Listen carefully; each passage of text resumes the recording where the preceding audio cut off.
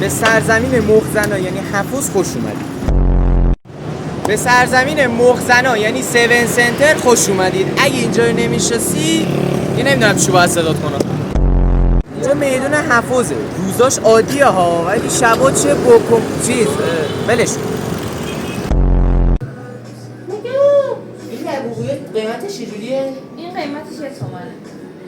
1 تومن. این؟ بله.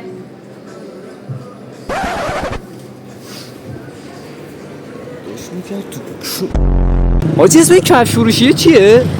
بشداشا چیز بشارماق قارداش ماشاق چیز کلیپا رو نها کن بخریم؟ بخریم حاجی.